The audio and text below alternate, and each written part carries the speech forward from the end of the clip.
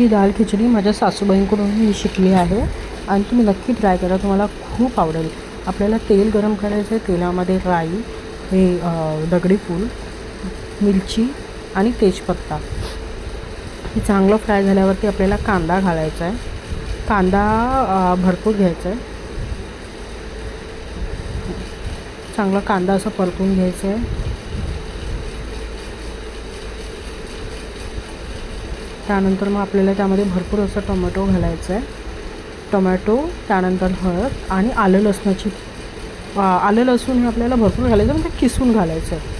या खिचडीचं महत्त्व हेच आहे की याच्यामध्ये आपण जरा क्वांटिटी जास्त घालतो. मसाला जरा चांगला बनवतो, त्यामुळे खिचडी खूप टेस्टी लागते. नक्की ट्राय करून बघा. ह्याच्याबरोबर आपण टोमॅटोची चटणी पण बनवणार, त्याची मी व्हिडिओ नंतर अपलोड करते. पण त्या टोमॅटोची चटणी आणि खिचडी नक्की ट्राय करा, तुम्हाला एक नंबर लागते ही खिचडी, खरं सांगते मी.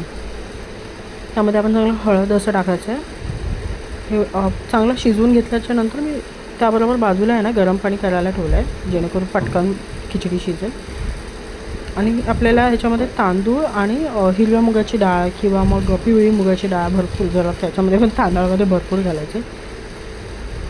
त्यानंतर त्याच्यामध्ये डाळ तांदूळ टाकल्यावर मीठ टाकून, गरम पाणी टाकून आपल्याला शिजवून घ्यायचं आहे.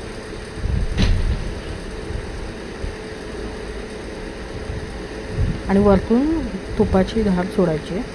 हे तूप नंतर त्यामध्ये असं मस्त टेस्ट अजून इन्क्रीज करून त्यामध्ये कोथिंबीर घालून शिजवून घ्यायचं आहे.